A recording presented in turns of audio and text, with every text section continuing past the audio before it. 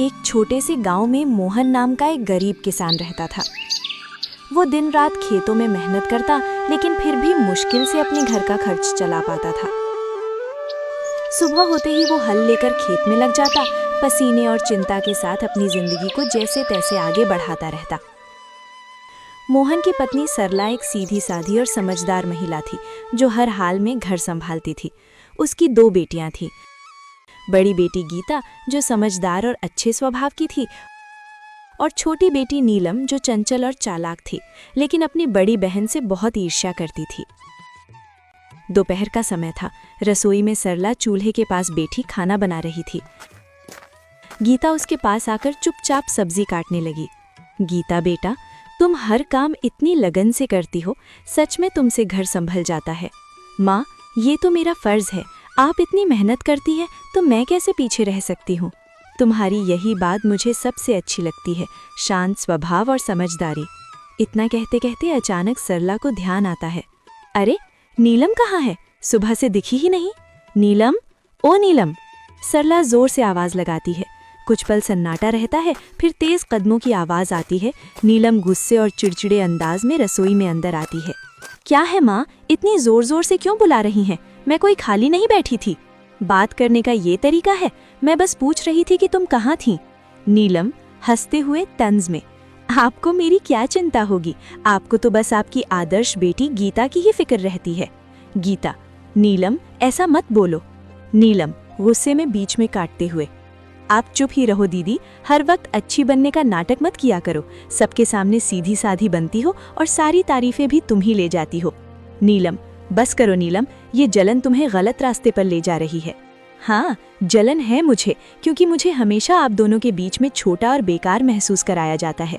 आप दोनों को तो बस एक दूसरे की अच्छाई ही दिखती है। दोपहर की तेज धूप खेतों पर चमक रही थी। मोहन अपने खेत में हल चला रहा था। उसके कपड़े पसीने से भीग चुके थे, लेकिन वो बिना रुके काम करता जा रहा था।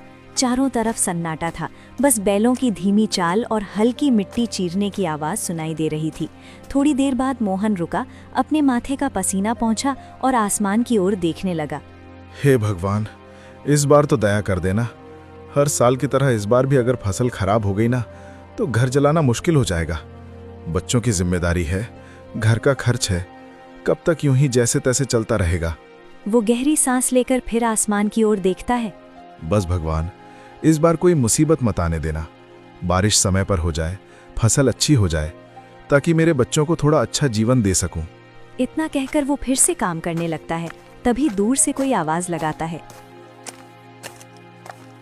अरे मोहन! मोहन मुड़कर देखता है। उसका दोस्त रामलाल उसकी तरफ आ रहा होता है।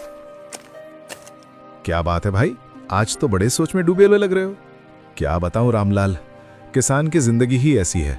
मेहनत तो पूरी करते हैं, लेकिन सब कुछ ऊपर वाले के हाथ में होता है। बिल्कुल सही कहा तुमने। इस बार तो मौसम भी कुछ ठीक नहीं लग रहा, कभी ज्यादा धूप, कभी अचानक बादल। हाँ, बस यही डर लगा रहता है। अगर समय पर बारिश नहीं हुई तो सारी मेहनत बेकार चली जाएगी।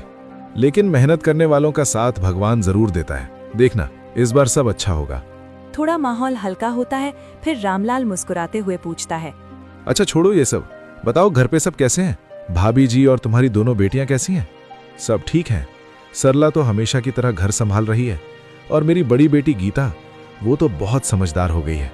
घर के हर काम में हाथ बटाती है, कभी शिकायत नहीं करती। अरे वाह, ये तो बहुत अच्छी बात है। आजकल ऐसी लड़कियां कहाँ मिलती हैं। हाँ, लेकिन छोटी वाली नीलम, उसका स्वभाव थोड़ा अलग है, चंचल है और कभी कभी गुस्सा भी जल्दी आ जाता है। समझाने की कोशिश करता हूं, लेकिन उम्र भी तो ऐसी है। कोई बात नहीं मोहन, धीरे धीरे सब समझ आ जाता है। बच्चे हैं, समय के साथ सीख जाते हैं। बस यही उम्मीद है कि दोनों बेटियां सही रास्ते पर चलें और खुश रहें। बाकी भगवान की मर्जी। दोनों कुछ पल के लिए खेत की तरफ देखते हैं, फसल, मिट्टी और अपने संघर्ष भरे जीवन को। चलो भाई, हिम्मत मत हारना, सब ठीक होगा। हाँ, उम्मीद तो उसी से है।